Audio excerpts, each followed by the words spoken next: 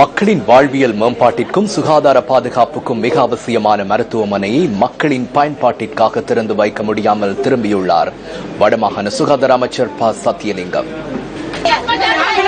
அமைச்சர் ரிஷாட் பதியுதீன் இந்த திறப்பு விழாவில் கலந்து கொள்ள வராமையினால் அவரது ஆதரவாளர்கள் மருத்துவமனையை திறக்க விடாது தடுத்து நிறுத்தியுள்ளனர். மேலும் மருத்துவமனை திறப்பு விழாவிற்கு பிரதம விருந்தினராக ரிஷாட் பதியுதீனுக்கு அழைப்பு விடுத்திருந்த போதும் விழாவிற்கு வருகை தரவில்லை என்றும் வடமாகாண சுகாதார அமைச்சர் ப சத்தியலிங்கம் குறிப்பிட்டார். கடந்த 1.5 வருடங்களுக்கு மேலாக பல்வேறு காரணங்களை கூறி இந்த வைத்தியசாலைகள் இரண்டையும், குறிப்பாக தாராபுரம் பண்டாரவளி வைத்தியசாலைகள் திறக்கப்படாமல் மக்கள் பாவனைக்கு விடப்படாமல் இருந்தது தொடர்பாக பலரும் விசனம் தெரிவித்திருந்தார்கள். ஆகவே நாங்கள் அதை உடனடியாக மக்கள் பாவனைக்கு விட வேண்டும் என்ற நோக்கத்தில் அதை நாங்கள் திறப்பதற்குரிய ஏற்பாடுகளை செய்திருந்தோம். ஆனால் அரசியல்வாதிகள் தலையிட்டு அந்த மக்களுக்கு சேவை வழங்குகின்ற வைத்தியசாலைகளை திறப்பதை தடுத்து நிறுத்தியது ஒரு மனவேதனைக்குரிய விடயம்.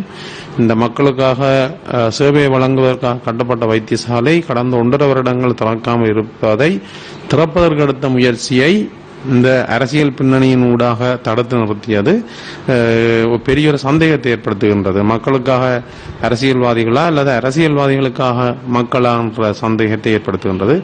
ஆகவே இந்த விடயம் மிகவும் ஒரு கண்டிக்கப்பட வேண்டிய விஷயம்.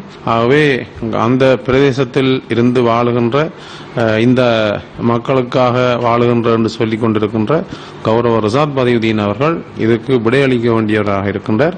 இப்படியான நடத்தை கொண்ட அரசியல்வாதிகளை மக்கள் ஒரு நாள் தண்டிப்பார்கள். அவர்கள் இந்த மக்களுக்கு தேவையானவர்களா இல்லையா என்றதை மக்கள் எதிர்வரும் காலங்களில் தீர்மானிப்பார்கள் என்ற நம்பிக்கை எனக்கு இருக்கின்றது.